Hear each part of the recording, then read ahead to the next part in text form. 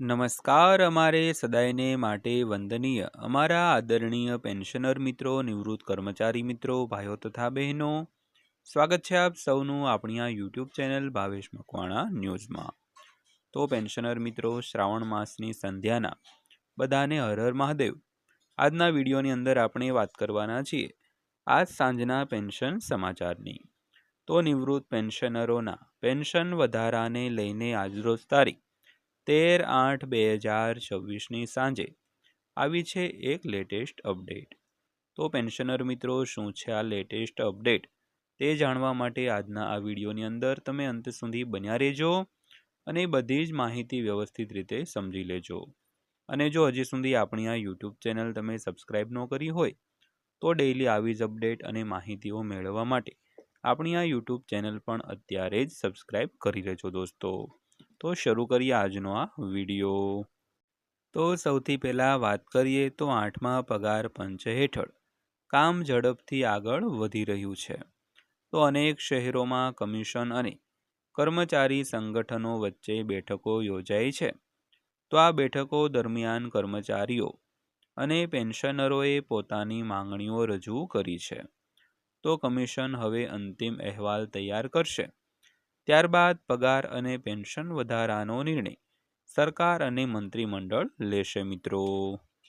તો પેન્શનર મિત્રો, આપણે વાત કરી તેમ 8મા પગાર પંચ હેઠળ પોતાનું કામ છે તે ઝડપથી આગળ 8મું પગાર પંચ વધારી રહ્યું છે. તો અનેક શહેરોમાં 8મું પગાર પંચ અને કર્મચારી તેમજ પેન્શનરોના સંગઠનો વચ્ચે બેઠકો પણ યોજાય છે. અને આ બેઠકોમાં કર્મચારીઓ અને પેન્શનરોએ પોતાની માંગણીઓ અને આકાંક્ષાઓ રજૂ કરી છે.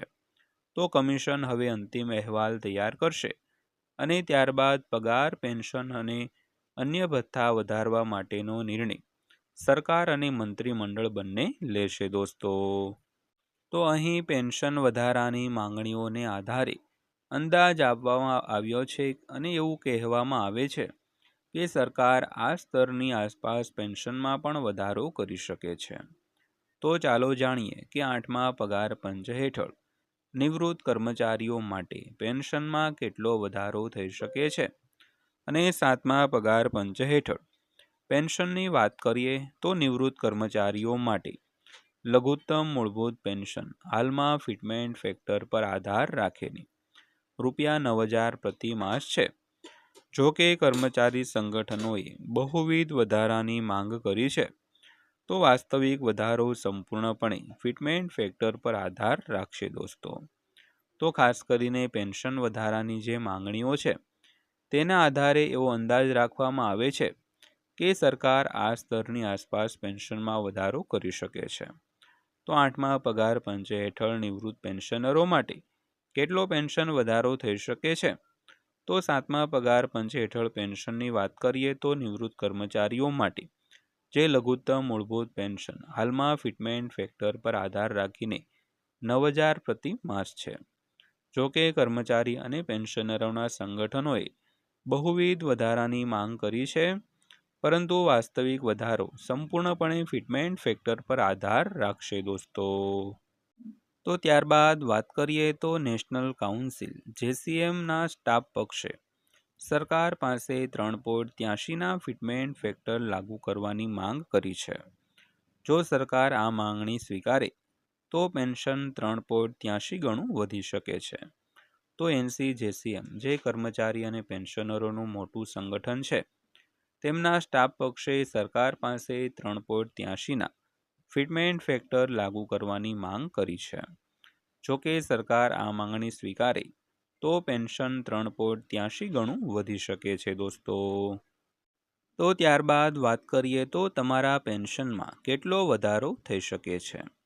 તો જો તમારું વર્તમાન પેન્શન ₹9,000 છે તો 8મા પગાર પંચ હેઠળ તમારું પેન્શન ₹34,470 હોઈ શકે છે.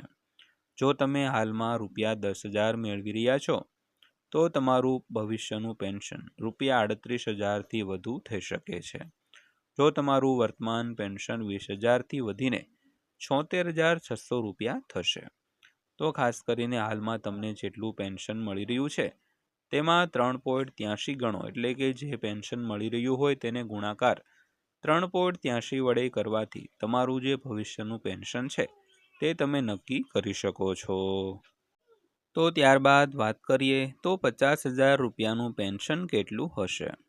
તો 8મા પગાર પંચ હેઠળ 30,000 રૂપિયાનું પેન્શન વધીને 1,14,900 રૂપિયા થશે।